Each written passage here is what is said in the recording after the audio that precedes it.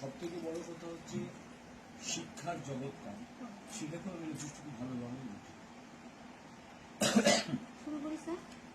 হ্যাঁ, নমস্কার, আমি মৌসুমী অধিকারী, পশ্চিমবঙ্গ প্রাথমিক 2022 স্টেট প্যাড ডিএলএস অ্যাসোসিয়েশনের একজন সদস্য, সাথে সাথে আমি করিমপুর 87 নম্বর বিধানসভার একজন বাসিন্দা হিসাবে আজকে আমাদের যে নব বিধায়ক মাননীয় সমরেন্দ্র নাথ ঘোষ মহাশয়কে আমরা আজকে শুভেচ্ছা বার্তা দিতে এসেছি।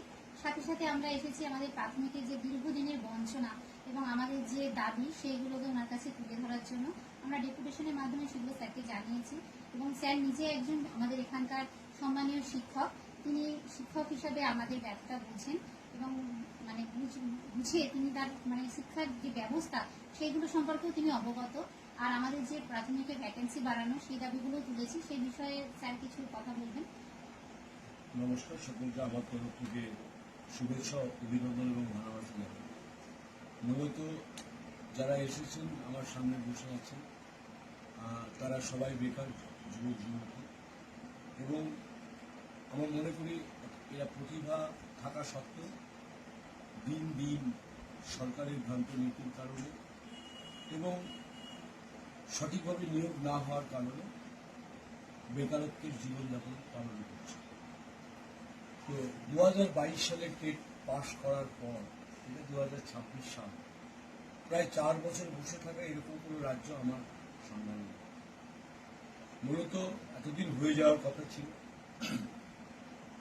এবং প্রতি বছর স্টেজ বাই স্টেজ যদি এই নিয়োগটা হতো তাহলে এতদিন বেকারত্ব ঘুষত।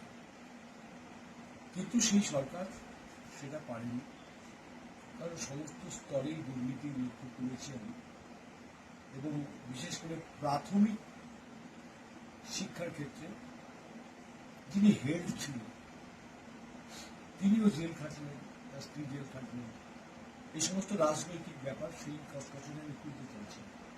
আমি এই কথাটাই বলতে চাইছি, যারা ব্যবস্থা করবে সেই ব্যবস্থাপনায় থাকা মানুষগুলো দুর্নীতির পাঁকে ডুবে গিয়েছিল, যার ফলে এই জগৎটা অন্ধকারে ঢুকে গিয়েছে।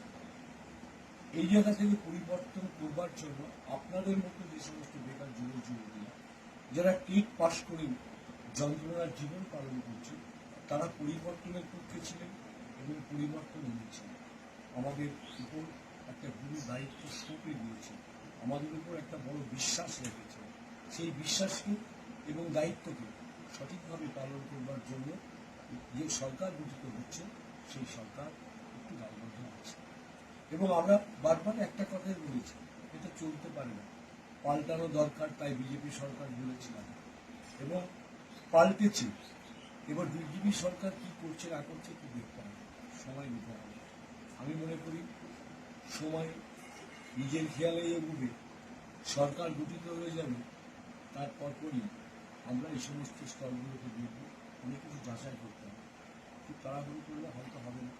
যে পদ্ধতি পর্যন্ত এই সরকার এগিয়েছিল বা দেখানোর জন্য গিয়েছিল, সেটার মধ্যে কতটা জল আছে কতটা দুধ আছে সেটা পরীক্ষা করতে হবে। পরীক্ষা না করে কিছু না, আবার সবকিছু বাতিল হয়ে যাবে, এটাও ভালো। টেট যারা পাস করেছে তারা পাস, তারা বাতিল হয়ে যাওয়ার যোগ্য। যদিও টেট পরীক্ষার মধ্যেও, পরীক্ষা দেওয়ার ব্যবস্থার মধ্যেও অনেক কিছু বেনজল ঘটেছিল, এটা আমার জানা আছে।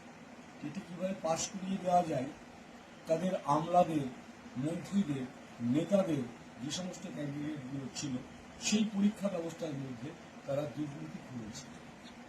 আপনারা কিন্তু তার মধ্যে পড়েন না, সেটাকে দেখার দরকার আছে। এটা কিন্তু হয়েছে। আমাদের স্যার ওয়েমার আমি মানে কি বলবো, ওএমআর শিট কিভাবে পাল্টানো যায়, কিভাবে ওএমআর শিটের ভ্যাকান্ট জায়গাগুলোকে পূরণ করা যায়, সেগুলো হয়েছে। এগুলো আমরা দেখবো, দেখে আপনাদের পক্ষ থেকে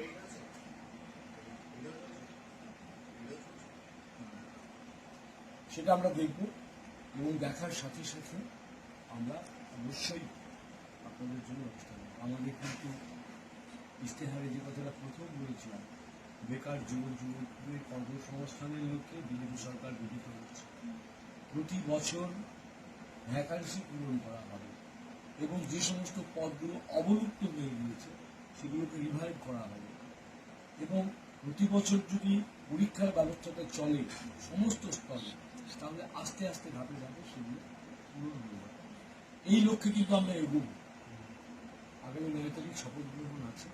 শপথ গ্রহণের পর আমরা এই দপ্তরগুলো নিয়ে বিভিন্ন অধিবেশনে বিভিন্ন সময়ে যে ডিসকাশনগুলো হবে তাতে আমিও অংশগ্রহণ করব এবং আপনাদের কথাগুলো আমি তুলে ধরার চেষ্টা করব। সংক্ষেপে আমি এইটুকু এই মুহূর্তে বলতে পারি, আগামী দিনে কি হবে সেটা আপনারা দেখতে পাবেন, কারণ এখন সংবাদ মাধ্যম মিডিয়ার যুগ। বিধানসভায় যা আলোচনা হবে সেটা খোল্লা বাইরে শুনতে পাওয়া যাবে, খবরের কাগজে দেখা যাবে, টিভিতে দেখা যাবে এবং বিধানসভায় যে মিনিটস থাকে তাতে যে ওয়ার্ডিংগুলো হয় সেগুলো একদম হুবহু ওখানে ইনস্ক্রাইব হয়ে যায়, সেগুলোও দেখা যাবে।